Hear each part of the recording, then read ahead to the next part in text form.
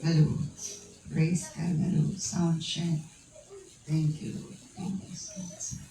Okay, and our topic is still in the Satan's schemes to deceive people, ang pamaagi ni Satanas, paglimbong sa katawan. And let's move on to Judges.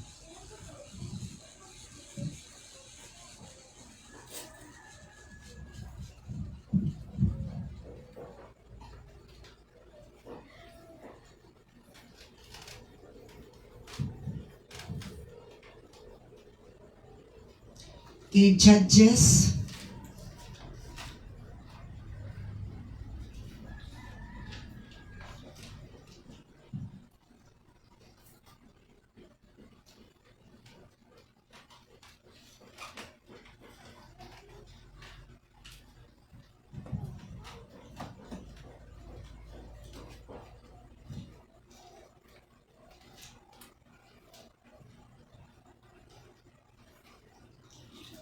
Okay, Judges chapter 1.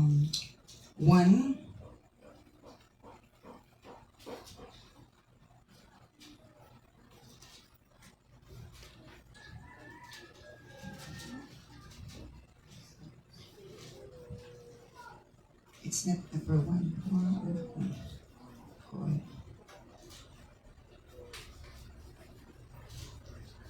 Judges chapter 13 eh. Judges chapter 13.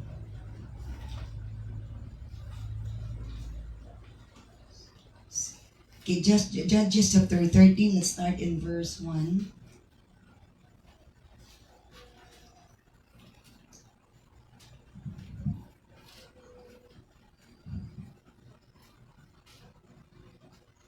Okay, Judges chapter 13, this is about the birth of Samson o sa iyang ministry, iyang trabaho, iyang call sa life niya, gikan sa Ginoo. So again, the Israelites did evil in the Lord's sight.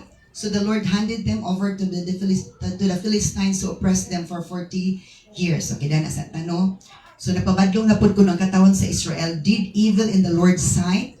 Nagbuhat na po sila dautan, ubangan gid sa Ginoo because they were deceived already by the enemy. So kung na-deceive ng tao sa enemy, they thought that they are still doing the right thing, but in the sight of the Lord is very wrong. So God was not happy with them, and that God handed them over to the Philistines. So gitugyan sila sa Ginoo sa mga Philistines because that's part of the punishment that they did for not obeying Him. O gidogdaog sila for 40 years. So luoy kisanan. So when there is oppression, there is slavery, there is trouble. Hallelujah. There's behind of that situation, of that story. So in those days, a man named Manoah from the tribe of Dan lived in the town of Zurah. So atong panahon na ako noy tao nga ginganlag Manoah gikan sa tribo ni Dan ug nagpuyo sa lungsod sa Zurah. His wife was unable to become pregnant. Ang iyang asawa di kuno makaanak and they had no children. Wala sila'y anak. So that's the problem of Manoah. Walay dili ka anak ing asawa, so wala sila anak. Aw dili sa anak ing asawa, so wala gid sila anak. Next verse. So the angel of the Lord appeared to Manoah's wife and said, even though you have been unable to have children, you will soon become pregnant and give birth to a son. Now take note of this story. Kasagara ang anghel padangat in terms of pregnancy sa asawa jud. Dito i-reveal. Maghatag og hope nga ay kabalaka, maburos ra ka, makaanak ka. So ang anghel si Ginoo ni pakita sa asawa ni Manoah ug ni istorya. Di lang nagpakita but na a message. Because what's the purpose of magpakita niya wala message? That's nonsense. Wala gapay pulos. Ingon ang anghel si Ginoo kang asawa ni Manoah nga bisan pag wala ka kaanak o dili ka makaanak, pero makaanak ka gyud matud pa, mabrus ka ug ang imong anak usa ka laki. You will give birth to a son. Laki imong anak. So be careful, you must not drink wine or any other alcoholic drink nor eat any forbidden food kana sa. So na ay bawal na ay warning na ibabala nga pero na kasiguruan makaanak siya pero naalay gidumili. So na yung mga tao nga na ay covenant kasabutan sa ilaha. And we should respect that covenant given to them. Because naalain-lain ng covenant nga gihatag sa Ginoo depende sa case-to-case basis. So na yung mga tao nga gitag ang covenant nga ayaw gid ana. Muna yung gihatag nilog na kasabutan nga angay dili dyan na supakon. So ingon si ang anghel sa Ginoo sa asa ni Manoah, magbantay jud, di ka mo inom og magkahubog nga ilimnon o matod pa di pug ka mukaon og pagkaon nga gidumili. So na yung mga tao nga nagidumilian sa pagkaon ibadan ana, pero okay sa uban. So it's a case-to-case basis, but that is why we have to respect whatever is the principle, the concept, the understanding, whatever they are avoiding. Ato nang i-respect because kung ato nang supakon o ato na sa makasala ta because that's a covenant between them and God. Next verse. You will become pregnant and give birth to a son and his hair must never be cut. So makaanak jud ka, maburos gid ka makaanak ka, ug lalaki mong anak, ug di jud mo putlan ang iyang buhok. Now, di putlan ang iyang buhok. What does it mean? Is it just a literal hair that must never be cut? Hair means glory, power, authority.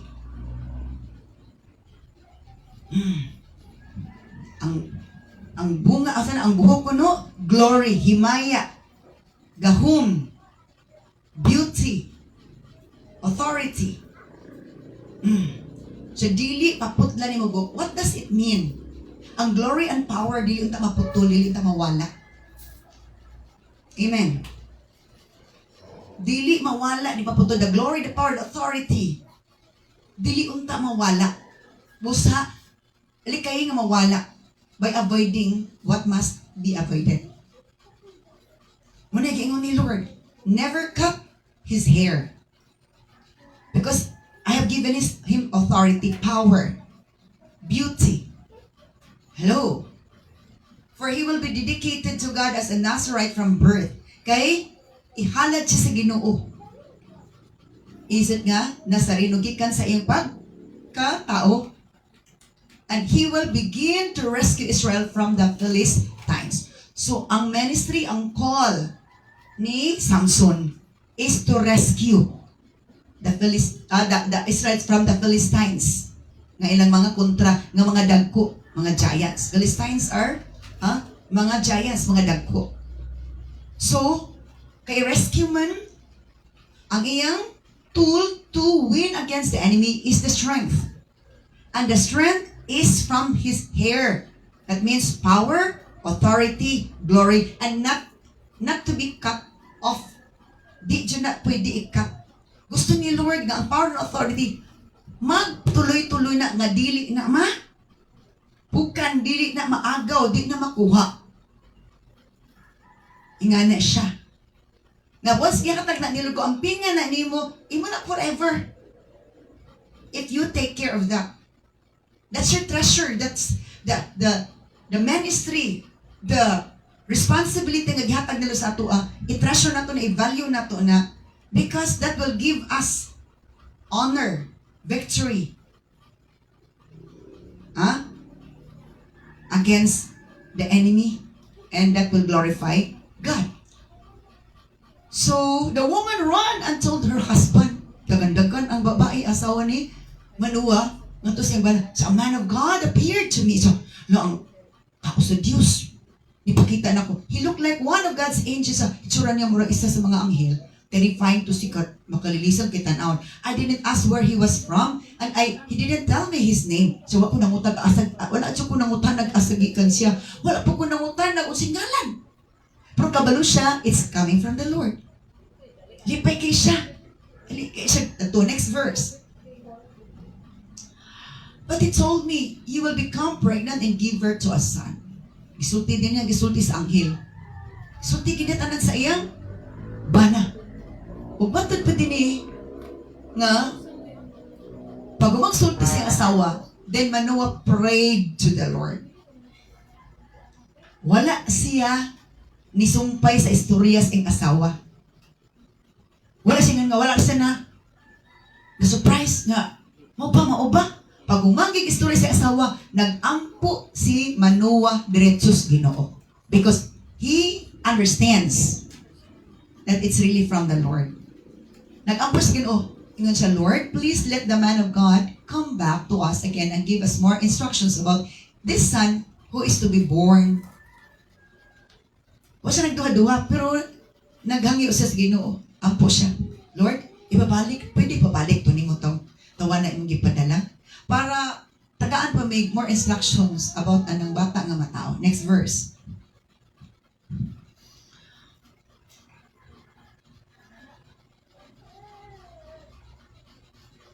Okay. Ano sunod? Okay. But he told me, you will become pregnant and give birth to a son. Okay.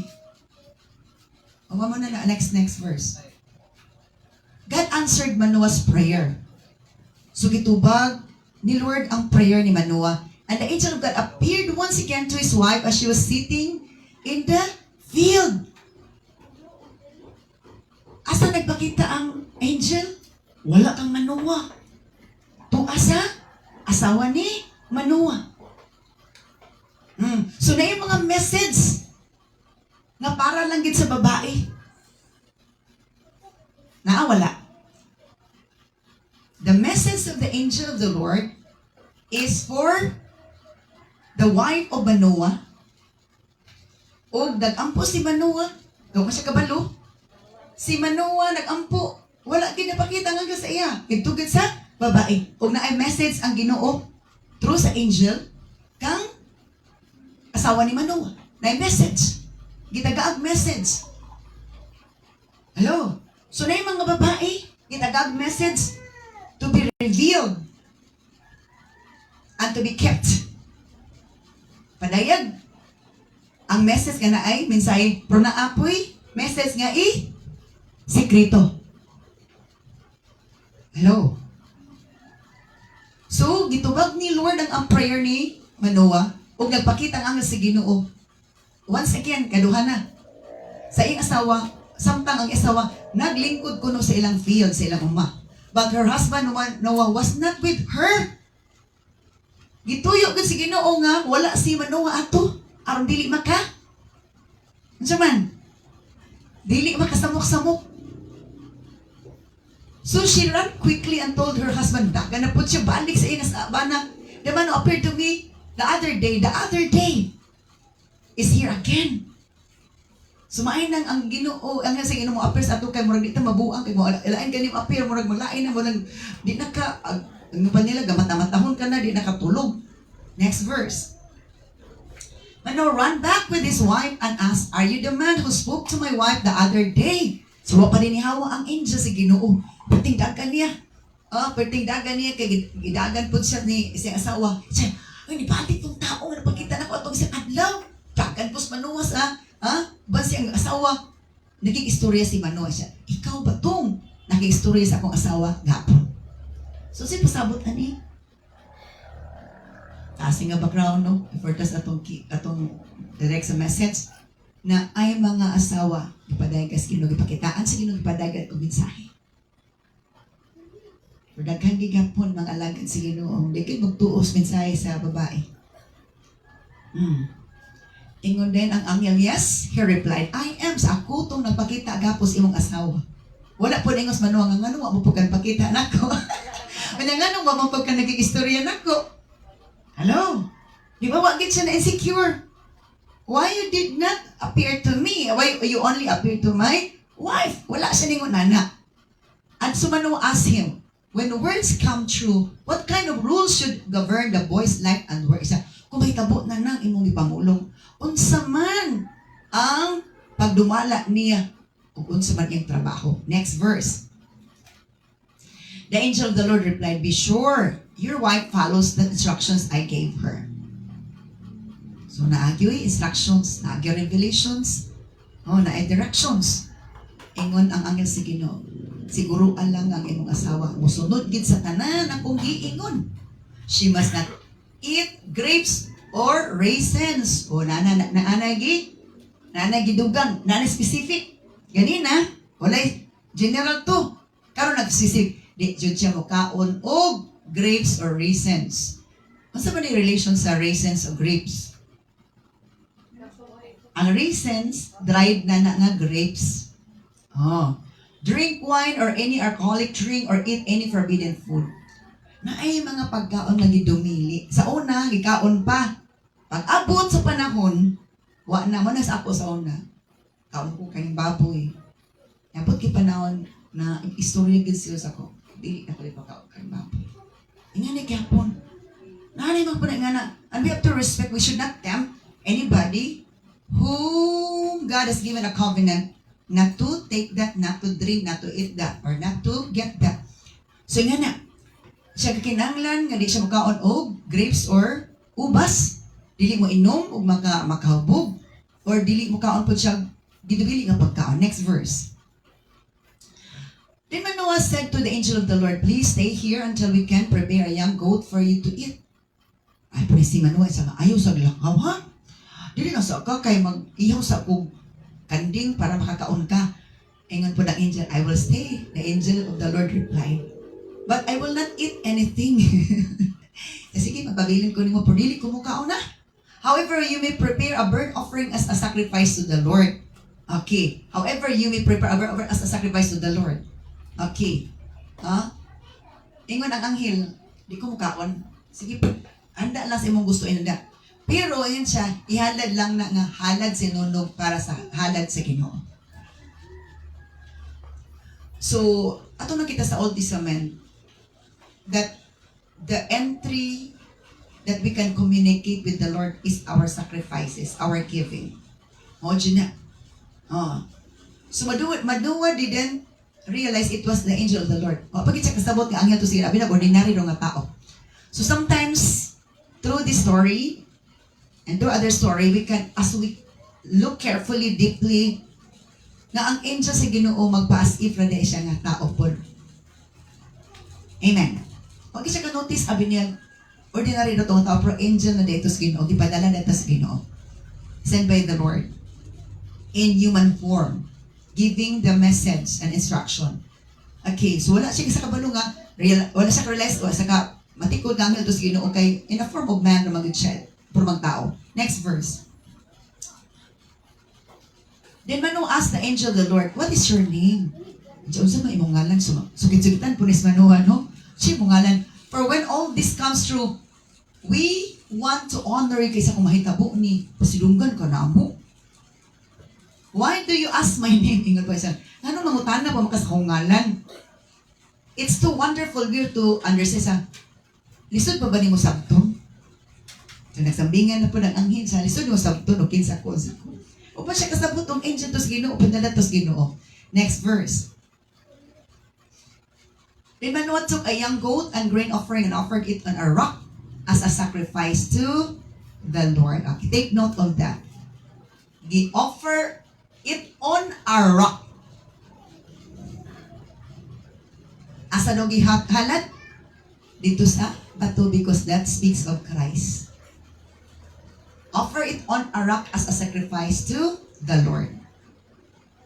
Ang young goat nga offering ni Manoah, iyang butang sa rock. Dito gibutang niya sa rock. That speaks of Christ as offering to the Lord, sacrifice. And as Manoah and his wife watch, nagtanaw rin si Manoah o si asawa niya, the Lord did an amazing thing. Naigibot ang Ginoo. As the flames from the altar shot up toward the sky, the angel of the Lord ascended in the fire. Di ba ingon-ingon to kuan nga di ko mukaon pero paghalan lang o burnt offering. Yan naman. Kay katong pag-aso ato, pagsiga ato, ang anghel ni kalitog kawala ni sunod kuno dito sa kalayo ni Agi. That speaks that their offering was accepted by the Lord. So when Manoah and his wife saw this, they fell with their faces to the ground. Anak pa siya kasabot, hindi ko nito ordinary itong atong bisita. sent by the Lord man ito. Nang hapa sila sa yuta. Kaya na pa sa kasabot anghel dito sa Ginoo. So sometimes the angel of the Lord sent by him as human form. Sama sa tao. Ano? So, ito sa rock gibutan ang offering. Nga tinuod jud to na confirmation nga sakto gitong giingon. Pero wag siya nagsulti sa ngalan. So what does it mean? Name is not important but the message is so important. Ang ngalan dili importante. Pero ang mensahe importante. Amen. Names and images are not important. What is most important is the word, the message. Tingnan na siya. Next verse.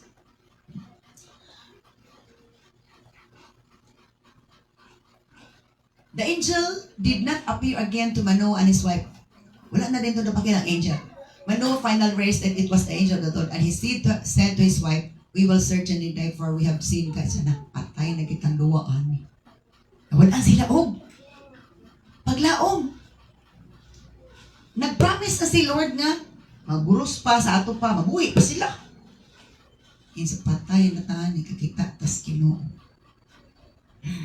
Because actually katong angel, nagpaka-angel na po ng Ginoo. Next verse.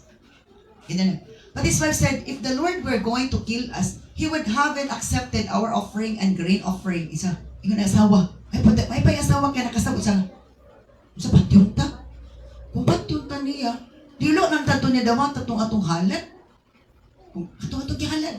He would have appeared to us and told us this wonderful thing and done this miracle. Pakita na lang mo ta siya niya. Sutian ta niya. When her son was born, she named him Samson. Samson means, Samson means is sun, S-U-N, or adlaw. Sunlight, murag adlaw. Sunlight. Muraog adlaw. Munang ngalan sa Samson. And the Lord blessed him as he grew up. So na yung mga panahon ang message kay Lord hatag, very hopeful kaayo. Give us hope and assurance. Pero pag abot sa sitwasyon nga murag nagkalabo-labo in sa patay, mamatay, magtawani. Napagani buhi-on nga tao, napagani mo tao nga bata ilang aliwat kay para buhi siya. Ang ilang estudan matay na. Abi na to. Kamatayon ato bangon dili day kinabuhi pa di ay ug naapay kinabuhi nga matao tungod sa atong kinabuhi. Amen. So, na I call si Samson. O batud pa ang call gipadayag sa ginikanan. Ang call gipadayag sa ginikanan. Pero na ay kaaway gusto nga mas tapto nga planos Ginoo. Malang background patakaron kay ba pamantan adto sa atong timage background pa ni kay dili man atong sabtan kung ang unsa di ay. So gi-bless ni Lord si someone as he grow up. Okay. So let's proceed to the next verse on that. Okay. And the Spirit of the Lord began to steer him while he lived in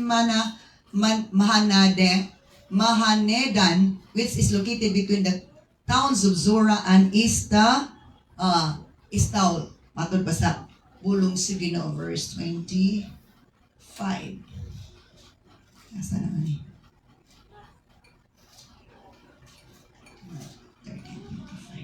Okay. So, ang Espiritu sa Ginoo nagkuan gid sa iya namuhat gid pag-ayo. Okay. Okay, and then chapter 14 na dayon diri na dayon ta. Diri magsugod. So nakuha na tong background. One day, when Samson was in Timnah, one of the Philistine women caught his eye. Dito na. Pag ulitaw na siya. Sugod na. Take note. Ang demon spirit usahay gamito ng atong edad ang atong kalinghod. Adto daw kuno siya sa Timnah niya nakita niya ang Filistuhan ng babae nga gwapa. Caught up sa iyang mata, nakapa-attract sa iyang mata. So one of the schemes of the enemy or Satan to deceive people is through attraction. ma-attract kita sa mata. O dyan na, una dyan, ang mata, gini una sala. Attraction through beautiful creation, attraction sa pagkaon nga lami na, o di ba? Attraction sa pagkaon kang adan, o kang iba. Karon attraction sa mata, through lust. So pagbalik niya sa iyang balay, kisa naman ang ato dito nagsuroy, nakalaag. So di maglaglaag tanong, kaya naatay makitaan nga di maayo. Mahasol na din ta. Ito, di na makatulog, di na makakain. So pagbalik ni Samson sa iyang balay, ingin na niya papa, na ipatanon ng babae dito sa na ba? Ganahan ko ato niya. I want to marry her, get her for me. Ana, nilihok na ingon nun. So, sige na pa ba? Na ako inaibugan dito ba? Ako tuminyuan pa ba? Ma, sugot na lagi mo. So, gamiton sa kaaway atong unod, atong last. Nga, manggimo, atod pa. His father and mother objected sa, di pwede na, uy. Isn't there even one woman in our tribe or among the Israelites you could marry sa? What you can nakita sa tong tribo nga diri na nandiyo ka mangitag imong asawa? What? So, wala nandiyo ko nakita mga bawa pa daw siya na attract na itong mga tribo na to. Marabag sa among simbahan, wala nandiyo ko nakita ng tanong lain. Sa among kaliwat, sa among mga Christian ko nakitaan, unbeliever ko nakitaan. Why must go to the pagan Philistines to find a wife? Sa nanong mga tupang Espiritu hanong dito mangitag asawa. But Samson told his father, get her for me. So, sige na ba? Sugod na siya. Oh! Insist. Disobey sa parents. Isa niya nga scheme. Mag-disobey sa parents para lang ang iyang pagbati ang pangibog mapatughan. First time ever. Nga ni namugos sa ginikanan. Namugos sa ginikanan. So na usahay awat makita diri nga ang kaaway gusto gid niya nga mo disobey ta sa una-una ni disobey siya sa Ginoo ani. Ang Ginoo man ang disobeyhan ani. Ikaduha sa iyang parents. Okay. So namugos magid siya. Get her for me. She looks good. So misa kinalipay lagi ko ganahan lagi ko niya. Oh, grabe ng attraction. His father and mother didn't realize the Lord was at work in this ingon ng papagmama. Di mo giniis Ginoo. Uy. Creating an opportunity to work against Israel who ruled over Israel at that time sa digid. Nag-struggle ang parents. Kung makasakay na gani ang demon spirit na anay struggle, na anay schism, na anay fraction, na anay gubot. Ang unang gigubot sa yawa, ang una-una ni Samson, ang iyang pagbati. Hangtod, una-unang pagbati sa ginikanan, hangtod ang pamilya na. So, nag-struggle na. Kaya sulod. Ang venom, ang spiritual venom, sulod na through lust. Ano na spiritual venom? The Phaeton's scheme. Next verse. As Samson and his parents were going down to Timnah, wala na si mahimo ang ginikanan ni Samson, kaya namugos na maging anak. Nagubot naman siya. Nausahay, wala na lang mahimo ginikanan. Napabigyan na lang, pero sakit sa buot, dili gyud. Ipabigyan, pero sakit sa buot. May mga ingana. So, paingon na sila dito, nasugat man nilang bata nga leon, nga mo-attack unta ko ni Samson, dito dool sa kaparasan sa Timnah. At that moment, the Spirit of the Lord came powerfully upon him. Now, naanay nakasulod na ang spirit sa kaaway. Nakasulod ni Agi sa asa ni Agi? Asa ni Agi? Ang doorway sa kaaway, mata. Hangtod sa huna-huna, hangtod sa kasing-kasing. So isa nga doorway sa kaaway is our eyes. That is why sa to, we have to pray nga, Lord, bless my eyes. Bless my eyes. Sanctify my eyes. Pray gid ta ana, sanctify and bless my heart. Bless, sanctify unsa mga body parts na to, because that can be used by the enemy. So, ang Espiritu Ginoo ni came powerfully gyapon kang Samson. And he ripped the lions Joes apart from his bare hands. Iyarangi, gisi ang baba sa liyon. Well, ipaprove sa Ginoo that he has a ministry. He has that strength to rescue the Philistines. Ang anointing sa Ginoo, ang purpose ni Lord, ang anointing sa Ginoo, na-adjud. Di na mabakwi. Anointing means power, authority. So he did it as easily as it were just a young goat.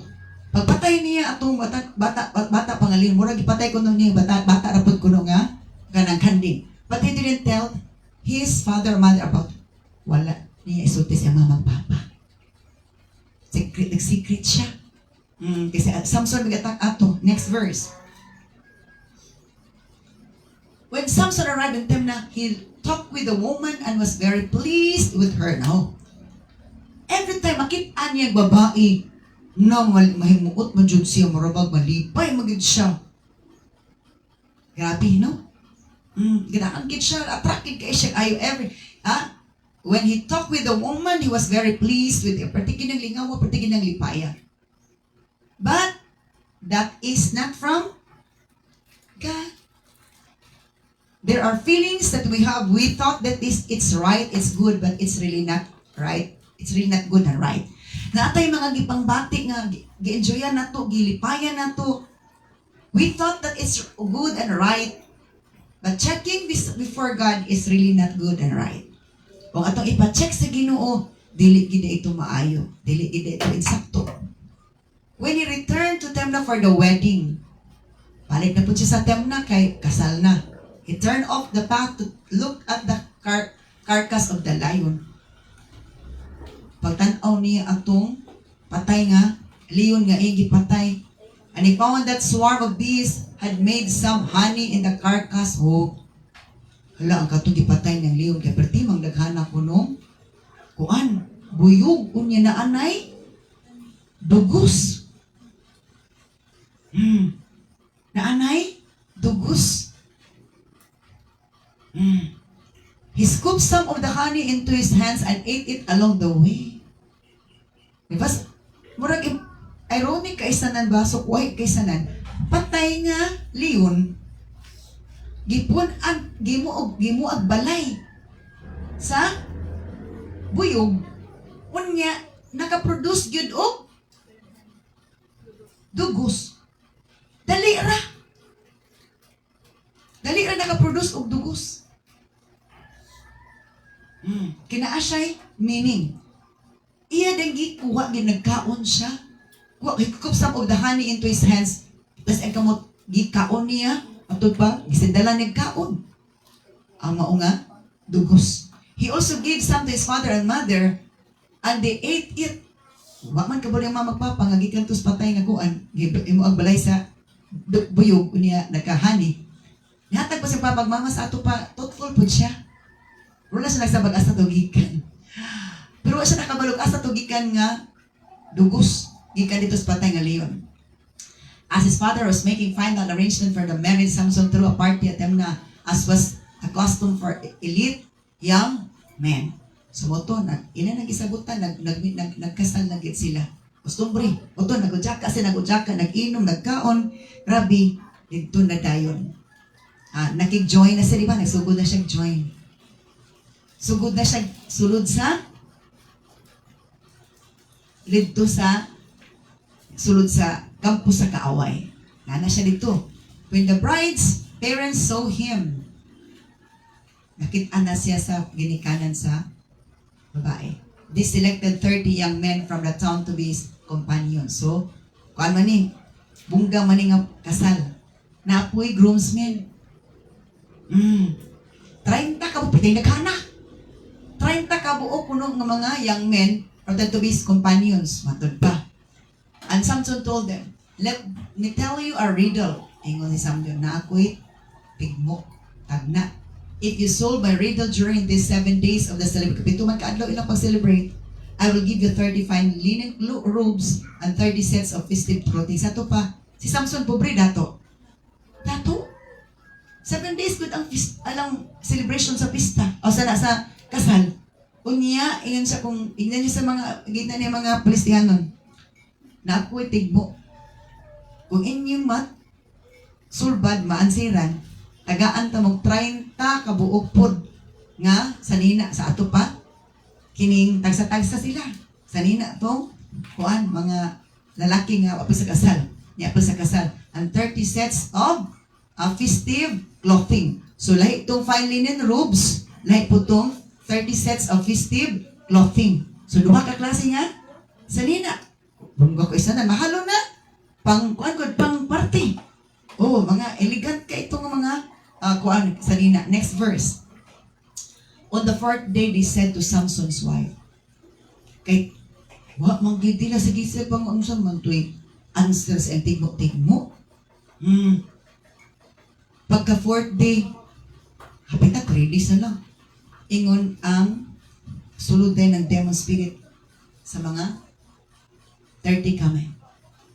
Insa dili ta maipo. Mangita sila maaki para nga dili sila dili sila o maka-answer sila. Mo din to isa sa scheme. Inganyuhon nga na siya gamiton na tao para gyud nga kining dili sila mapildi. Di sila dapat kapilihan. Gusto sila matubag. So wala sila katubag, mangita gid sa pamaagi nga matubag pero dili sa insaktong pamaagi. Ingon ang demon spirit nga nakasulod sa mga 30 nga mga tao. Entice your husband to explain the riddle for us. Daniha ang imong bana nga isulti niya unsay tubag sa iyang tigmo. Or we will burn down your father's house with you in it. Arito na dayon. Gipiit na po dayon ang asawa ni Manoah o ni Samson. O pati iyang siya o iyang pamilya naasa nanay death threat. So para nga wala kay choice, ibaylo imong kinabuhi pati imong pamilya. That's the scheme of the enemy. For them nga makakuha silang gusto, hulgaon ka, night threat. Insya. Daniha imong bana nga explain unsay answer sa tigmo riddle. Kay kung dili sunugo namo ang balay sa imong papa uban nimo with you in it. So death threat. So aron wala kay choice, mangita jud ka pa maagi. Because they could not able to accept defeat. Kay dili man kadawat ang kaaway o kapiltihan. They will find ways in a terrible way, in a wicked way. Did you invite us to this party just to make us poor? Kay kung ginbitar ra may anong parte, ang mahimo may pobre, makaluluoy mi. So Samson's wife came to him in tears and said, "You don't love me. You hate me. You have given my people a riddle, but you haven't told me the answer." Kana. Another nga scheme sa kaaway to deceive. I-deceive si Samson. Ina-deceive na po ang iyang, nagkatay-katay na. Nagdrama din ng asawa. Hilak-hilak dahil. Siya, wala man ka naigugman ako. Kaya naigugman ka na ako. Tug-anan ang tako nimo sa akong gusto. So, di lagi ta, diba? Pila na, the drama is one of the schemes of the enemy. Katong kang Amnon, tukang Tamar, kadto kang Potiphar's wife, tukang Joseph, karon na po kang Samson. Drama. So, repeated schemes. Gabalik-balik lang ang iyang pamaagi to deceive. Depende sa iyang target. Depende sa category sa iyang deception, sa iyang kuan. Sumatod pa din nagkilak-hilak ang asawa siya. Do you don't love? Wala man kuning gugugma. Di magkaganahan ako. Naghatag-hatag kag tagna. Naghatag kag tigmo sa akong makatawan niya. Wala dyan ko niyo tuloan nag-answer. Asawa bitaw ko nimo. Sabi niya, kining sa ira to, sa kabalo si Samson nga nagamit na sa awa ang iyang asawa para sa kaalautan ni Samson. So, tuyok-tuyok ko lang ta sa palad sa kaaway if the enemy has an entry already. Kung nakasulod na ang kaaway, iyan na kitang ipatuyok-tuyok sa iyang palad. Ipatuyok-tuyok na siyang plano. So, wa kabalo si Samson nga nagamit na iyang asawa sa kaaway. For them not to become defeated. O dili sa mapildi. O si Samson ay mapildi. I haven't even given the answer to my father or mother. He replied, ingon si Samson, dili pwede, dili magani ko gahatag tubag sa akong magpapa. Ikaw pa bakaha. Ana si Samson sa asawa. Next verse. So she cried whenever she was with him and kept it up for the rest of the celebration. Wa ni undang yung drama. Kaya nga naman, kung dili siya magdrama, patay siya pati ang papa, yung pamilya. Na may threat. So isa sa scheme sa kaaway, death threat, enticement, drama. Inga na. Nahitabo. Katong kang Amnon, wala mo to'y death threat. Katong kang Potiphar, wala'y death threat. Kani karon na anay, death threat. Mutong padrama gid si asawa ni Samson, kay kinabuhi niya pamilya ang maamong. So nakasulod na ang kaaway. Asa ang entry? Balik ko na to, asang entry? Mata. Careful jud ta sa atong mata. Muna, have you started praying that God will bless your eyes, God will sanctify your eyes?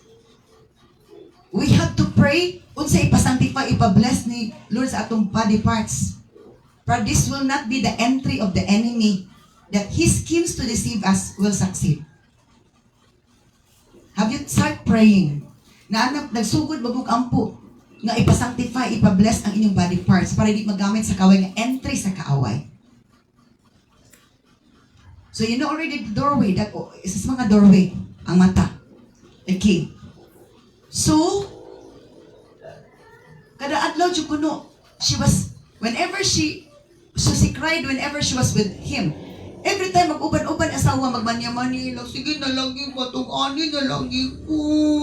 Manyahon kay tanan, abi naglambing jud kay tanan. There is a spirit behind of the lambing di ay. A spirit behind. Careful ta. And he keep it up for the rest of the celebration. Hangtod yun sa celebration. Be careful dyan ta. At last, on the 7th day, he told her the answer. Pagka ikapito ka adlaw, itong anan na gini, Samson. Because, gano'n itong anan daw? She was tormenting him with her naging. Anawa na-reveal na. Gamaniyaman niya, pero gasulon siya, inag na niya ng singkahan-singkahan. Gaman niya, uban ang singka, uban na di masabot. Maday na. Kanang magnag-nag, magsingag-singag na, labing-labing singag-singag, di na siya mao. Then she explained the riddle to the young men. Ano naman answer? Iyan ang gitugan. Ang riddle, ang tigmo, ang sana kining Proverbs matud pa aron nga dili maamong ang iyang sige na pamilya, pero tanaw na tuog na safe bagid ang babae. So before sunset of the 7th day, the men of the town came to Samson with their answer. Sa wala pa ang pagsalop sa adlaw sa ikapitong adlaw, the last day of celebration of the marriage, ni Samson sa iyang pagsabat, what is sweeter than honey? What is stronger than a lion?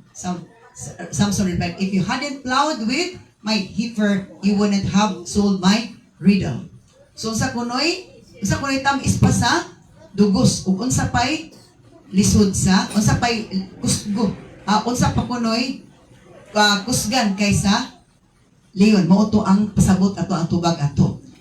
Ingon day pero kabalo na si Samson insa kung wala pa ninyo gidaro, wala pa ninyo kuan ang akong heifer or kabo dili gid mo makasulbad sa riddle. Okay, sa tigmo-tigmo. Next verse.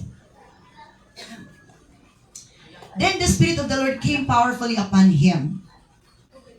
So doon nga nakasulod ang kaaway, the anointing of God is still flowing, manifesting. Ang Espiritu sa Ginoo ni kunsad na po na powerfully upon him. Okay, take note of this. It does not mean nga kung na-empowered ka sa Holy Spirit, pero may siya mag-manifest, it depends. Naana sa sulod, pero ma-activate lang siya in a situation as needed. Kaya para bagay ba? Parang good sa singer. Gwapo na siya tingog. Kung mag-istorya siya, dili ni mo bawaan nga tsada de siya tingog, pero pakantaha siya. Makita ni mo nga? Natsada gid siya tingog. So nga na, the anointing of God, the power of God is really to the one whom He has given. But the effectivity of that will manifest during the time nga i-manifest na ang iyang anointing, ang iyang power, ang iyang talent, skill, ang ihatag sa Ginoo. So, likod sa Espiritu Santo kaniya, grabe gid kuno ka powerful. He went down to the town of Askelon, killed 30 men, took their belongings, and gave their clothing to the men who had sold his riddle. Bawaan man niya nga giluiban lang siya. So, kanaaman to'y kuhan nga, kung matagna nila, di siya mohatag og katong iyang price. Pero dili matagna, siya mohatag sa ilaha. So, gipangpatay niya, aking powerful kay kabalo siyang giluiban, so gipangpatay niya ang mga katawan sa taon sa Askelon, 30 katao, o gikuha nila ilang mga sanina, and give their clothing to the men who sold his riddle. Gikuha na dito ra gikuha ni Samson ang iyang price sa mga taong nga gipatay ang ilang sanina dito yatag ato nakasulbad sa iyang tigmo. But Samson was furious about what had happened. Kaya suko man si Samson sa hitabo, and he went back home to live with his father and mother. Ni uli sis ilang balay kay luiban naman siya. Or nang luod siya. Ni uli siya. So his wife was given in marriage to the man who had been Samson's best man at the wedding. Kaya ni uli man si Samson, kaya nang luod, nasuko niya nang luod.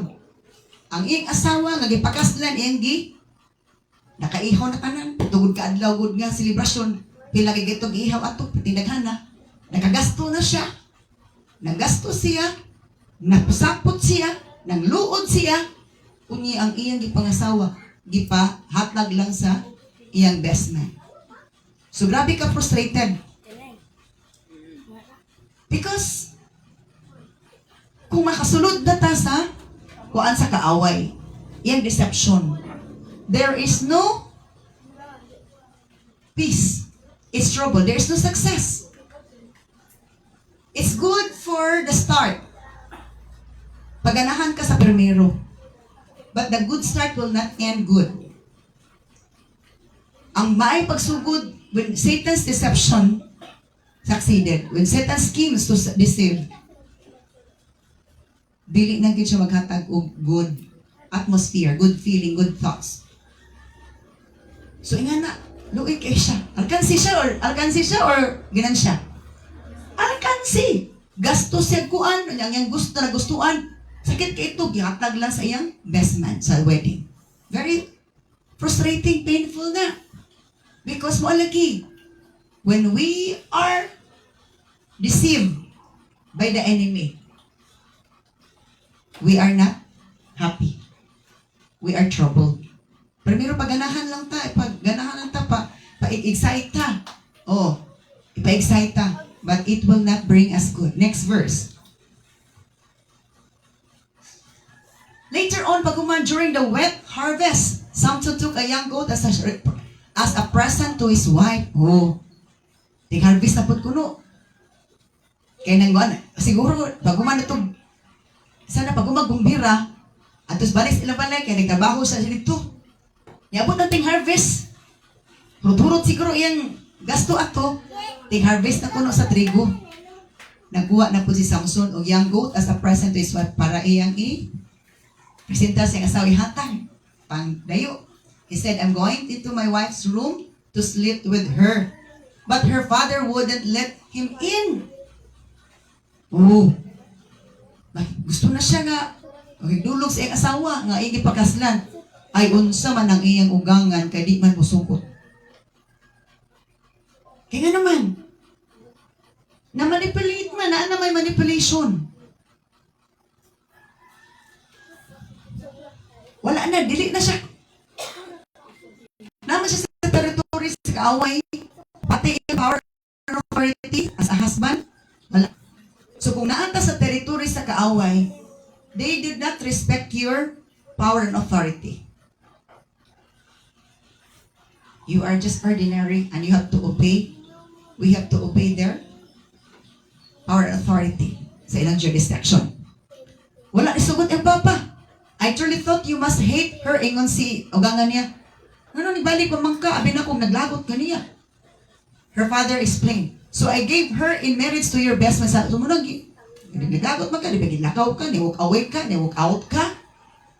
Okay, abi na kung wala ka ganahin niya, naglagot ka niya. Ako na lang siyang yatag sa imong best man. Na-appreciate ka tungod. Iwagot-buoton yun ang kaaway. Will not pay respect to the law. Will not pay respect sa tao. Will not pay respect sa balaod. Will not respect at all. That's the attitude, the character of the enemy. So but look, her younger sister is even more beautiful than she is. Marry her instead. Ingon na yung wangan. Sige, hatag naman ako sa imong bisman. At ito na yung mangod. Gwapa pa ganoon to niya. Sa mangod na lang yung pangsawa, kay gwapa pa man to niya gani. Marry her instead. So let's find out the next story. Samson said, this time I cannot be blamed for everything I am going to do to you. Pelis perti na gining laguta. In sa kining panahon na, dili na dyan ko ninyo mabasol. Kung unsa akong buhaton ninyo mga Pilistihanon. Then he went out and caught 300 foxes. Gawas na siya, lawal siya. Kita, nakadakop kuno siya, 300 kuno ka foxes. He tied their tails together in pairs. Iyang hiktan kuno sila, kung 300 ka mga foxes, matod pa. Iyang hiktan tagduwa. And he fastened a torch to each pair of tails. Iya denggi, agad ko naghiktan, o niya gibutang ko ng torch, ang tagduwa-duwa kuno. Atod pa dito silang iniko gibitay. Next verse. Then he let the torches and let the foxes run through the grain fields of the Philistines. Pati naglaguta ang iyang gipa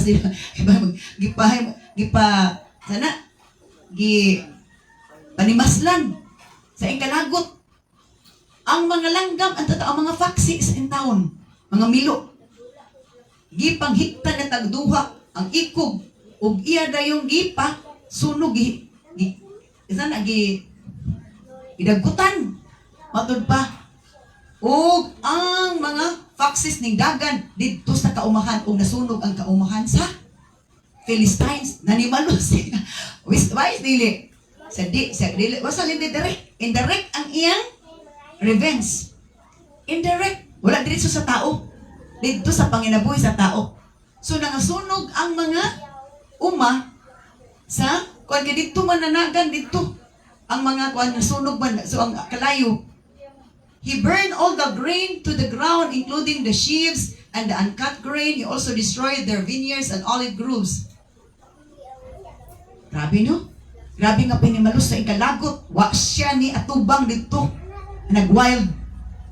Indirect ang iyang pagpanimalos. Nangasunog tanan ilang panginabuhian. Wa siya ni kuha og kinabuhi dito sa authority mo kan. Dito siya sa kauma sa ilang pinabuhi. Who did this? The Philistines di man sa kinsamay sad-ag sa managbuhat nani. Samson was the Samson matud pa was the reply because his father-in-law from them na gave Samson's wife to be married to his best man. Naka-report niya si Samson hinungdan na Kay ang iyang ugangan nga laki, iya manggihatag ang asawa ni Samson sa best man ni Samson. So the Philistines went and got the woman and her father and burned them to death. Napatay gyapon tong asawa o papa sa giasawa ni Samson. Di ba? Nagbigay to siya aron di masunog, pero sunog gyapon. So sinitabo. When Satan's schemes to deceive people succeeded, there is a big trouble that will happen. Amen. Big trouble. Primero ang na-trouble ato si Samson ra. Hangtod ang iyang parents. Hangtod ang papa sa babae. Hangtod ang mga 30 men. Hangtod silang tanan na gyud sa Philistines. The trouble is greater and worsen. Nidako ang kasamok og nagkagrabe. Pati ang panginabuhi nila affected. So very big trouble na dyan ang tabo. So the Philistines went and got the woman and her father and burned them to death. Wala na yun. Ang ilang ipadalipdan, wala na gid padalipdi. Next verse. Because you did this, Samson vowed, I won't rest until I take my revenge on you. Dito suko na kaysa. Inyo man kong gibinuangan, inyo man kong giluiban. Di ko mapahulay hangtod, di ko mahupayan sa kong kapungot. So he attacked the Philistines with great fury and killed many of them. Then he went to live in a cave in the rock of Etam. O kana. Isuga siya, pati na ginag-isuga. Pati ginag-isuga. Gipang patay niya, matod pa ang daghan kay mga Philistines. Kung human nagpatay, dito siya ni Puyo, dito sa langob, dito sa rock at Etam. So si pasabot ana. He lived or he hide in other version. Let's see the ASB on this.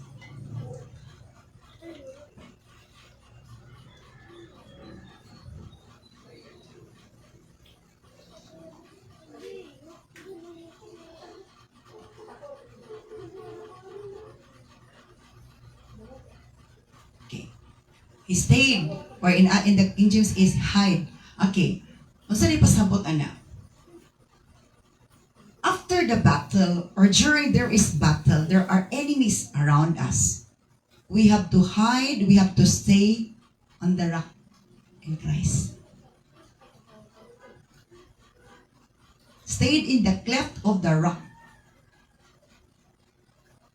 That means, stay in the Lord. That rock is Christ. Paduol ta palaban sa Ginoo.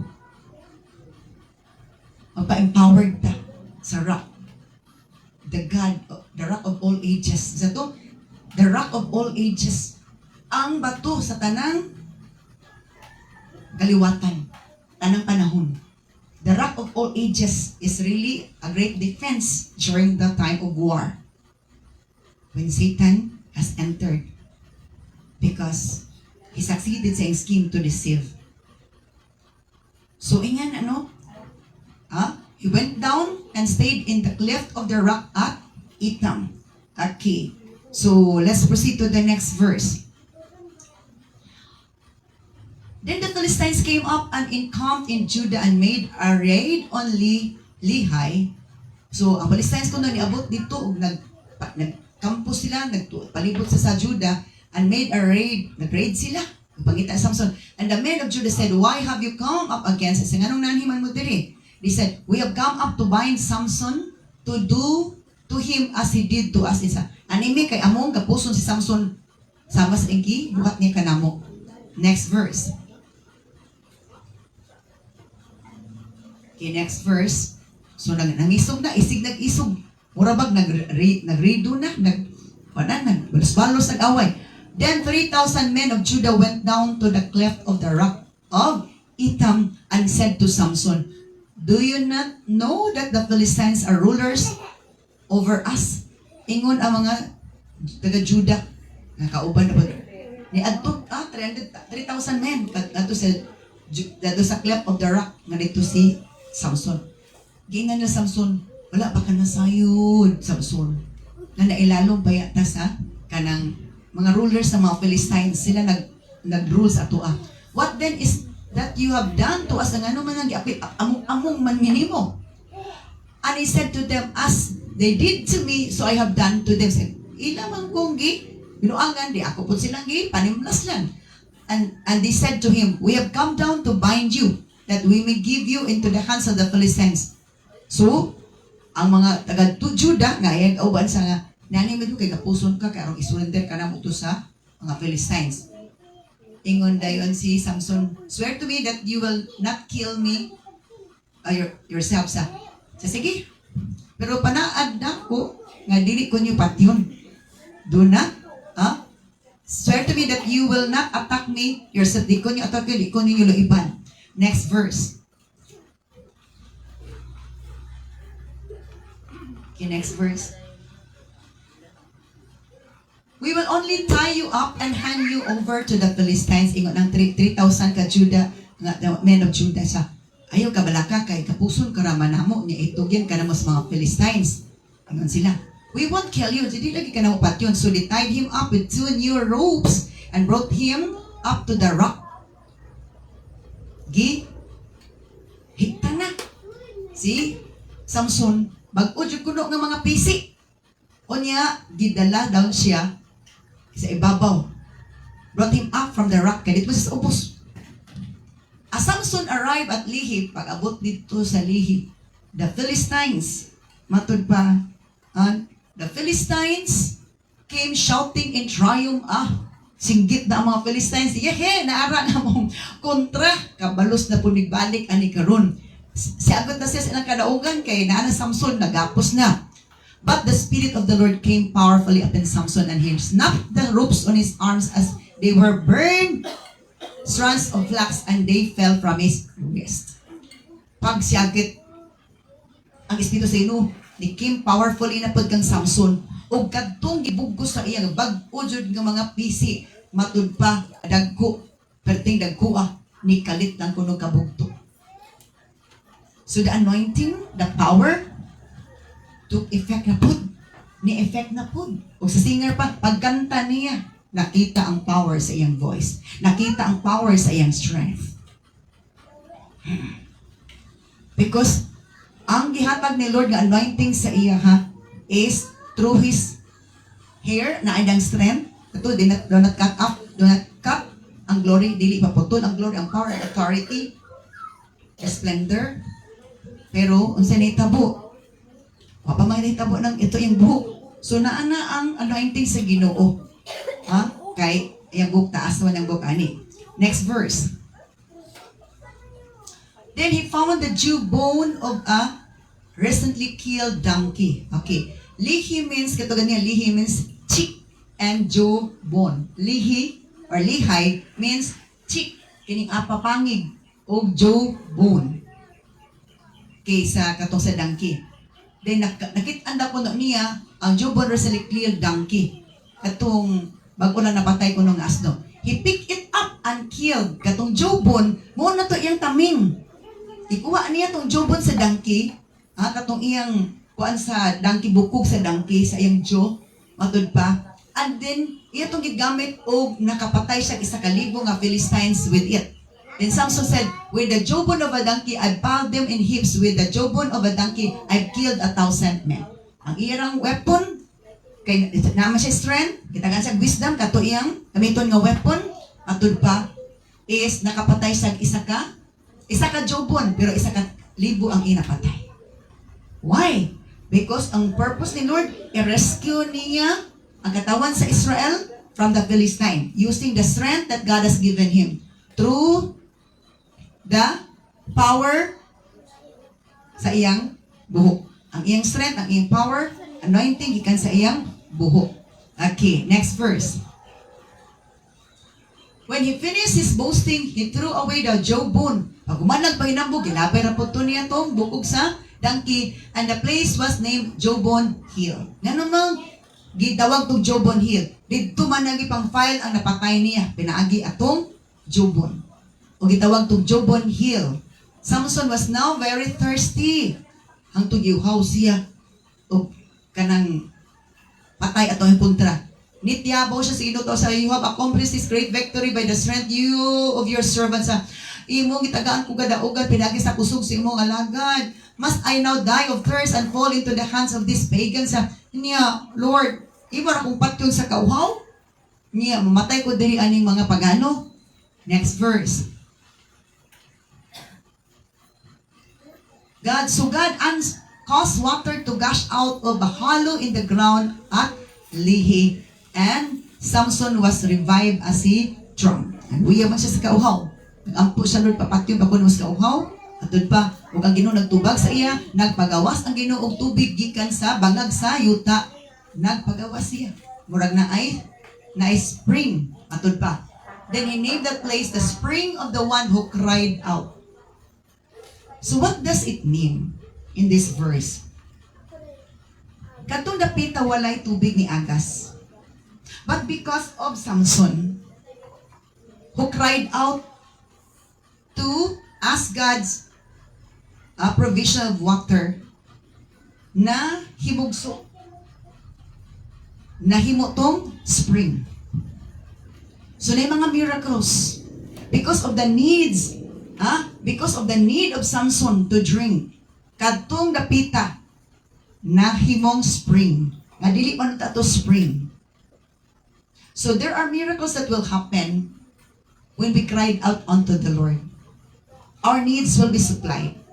No matter how difficult is our situation, as we cried out to God for help, we can really have the assurance that God will help us. Natay kasiguruan nga tabangan jud ta ni Lord, and He will help us amazingly. And that amazing help of God will be a mark that would still be seen. Makita gyud po na. Unsa to, the spring of the one who cried out, and it's still in Lehi to this day. Hangtod na apakaron. Because of the servant of the Lord. Gitabangan niya. Doon nakasunod ang kaaway. But God's purpose must be continued. Ang katuyuan sa Ginoo, mapadayon. So, the anointing, the power is still manifesting. Wala tayo spring. Pero tungod ni Samson, nakatunga ang spring. And it was an amazing provision of his thirst. Na ay mga mahitabo nga milagro. Tungod kay ipakita kung Ginoo mag-uban nato na ay milagro. Pero before the miracles happen, there's a big challenge. Remember that. Before God will perform miracles, there is a great challenge, a great testing. Kinanglan nga makatiyabaw sa ayos Ginoo. Ipatiyabaw sa gita, ipahilak patag ayos Ginoo before He perform miracles. Gusto ni Lord nga moabot ta sa panahon nga mo cried out ni Lord, i-pour out na to niya. Gusto ni Lord mo abot ta ana. That is why He give us a negative situation, a very bad situation, a very challenging situation for us to see miracles under His mighty hand. Muna nga kunaay mga sanatian nga murag, Lord, sakit to siya kini, bugat to siya kini, malabo siya kini. Ingon si Lord, just cried out. Just cry out. And I will let you see miracles. Kasi gamingawon si Lord sa atong luha. Basa na to sa to, basang-basa sa ulan. Sana may luha pa. So Samson judged Israel for 20 years during the period when the Philistines dominated the land. 20 years na nag-judge. Akala natin nag-end ang story. So, wala pa. Another. Kaya to sa tiwason gamay. So, chapter, next verse. So one day Samson went to the Philistine town of Gaza and spent the night with a prostitute. Niadto na po siya sa Gaza, isa sa town sa Philistine. Dito kuno, gabi man to, nakiguban siya sa prostitute. So what is this all about? He has a ministry, a mission, a work, a responsibility to do. It's coming from the Lord ang iyang tawag. Pero what is it his weakness. Ano sa iyang weakness? Babae. Alagad si Ginoo na yung ministry and weakness babae. So it's not surprising that we can hear unsay hinungdan na preso isa ka alagad si Ginoo karon nadakpan because nipiyait ang mga babae. Nipiyait ang iyang mga victims, babae o katong sa business trafficking. Anti-trafficking. Hello? Yes, careful ta. Bayin ako kanina earlier. Have you prayed that God will sanctify, bless your eyes? That will not become the doorway of the deception of the enemy. Nag-ampo na bata nga isanctify atong mata. Isanctify atong body parts para dili himong doorway, pultahan nga ang kaaway makasulod. Have we heard it before? Ato ba nadalunggan? Na nag-challenge sa to. Nag-ampo na bata nga i-sanctify, i-purify ang atong mata para atong body parts.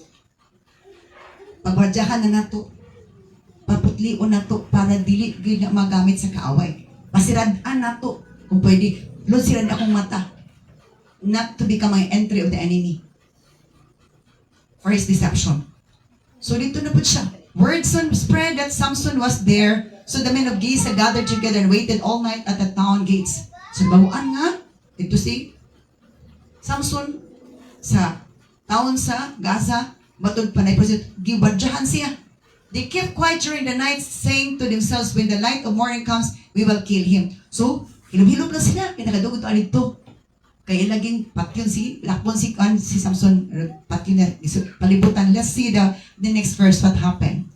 Kung maalamon pa bagay si Samson na dapat. But Samson stayed in bed only until midnight. Oh, maro po siya. Wise po siya. Ang mga kontra, nagulatag, buntag, gikan sa kagabi, butag. Pero si Samson, tungas gabi, ni-exit na siya. So, wala nagbalamposon iyang kontra nga madakpan siya. Kung madakpan po siya, di ka punto sila kakuan, kaya naagapoy, apay, napa siya anointing, napa siya power, napa siya wisdom. Ha? He has wisdom, he's the anointing. But his weakness is flesh. Iyang unod, babae. Take note, he has wisdom, he has the anointing, the power, but his weakness is his flesh. Take note of that. Hindi ba, napantol ako. Hindi mo kalagad yung nakas Biblia. Bisan anak ni Eli, babae ang weakness ato mga panay, babae weakness. Nagyan po nagkaroon, bisan pastor. With the same spirit, nagyan po the same spirit yung kaaway nga na sa una. So mangita siya prospect, instrument, that the integrity, the dignity, the purity is defiled, is ruined, destroyed. Amen. Let's be careful. That's part of the scheme of the enemy. Ang atong dignidad, integrity, purity, our unity, nag-unite ng tanta, na ay nabulabog. Nabulabog. Because nakasulod na ang kaaway. All of us must be careful. Not only the servants of God, all of us. So that the enemy could not enter. This is part 3 already of the Satan's schemes to deceive people. This is part 3. This is another story. Pareho sa drama, grabe ito. Hello, attraction of the eyes. Attraction of the things. Let's continue next. Pigyan natin sa time. Oh, glory to God. Let's close our eyes and bow our heads. Thank you so much, Lord. Blessed be your holy name, your glorious name, your powerful name. Seal your words with your precious blood. Let every one of your people, let every one of the people whom you created, able to understand the message of this story. That Satan's schemes is to entice, to deceive people, to entice, to deceive your servant, to entice, O Lord God, and get the answer, O Lord God, in the wrong way. Know the secret. Hallelujah. Of the strength of the power and authority of the servants. Lord, we thank you so much for giving us a time to learn all these things that we must learn, but your people must know and learn, O God.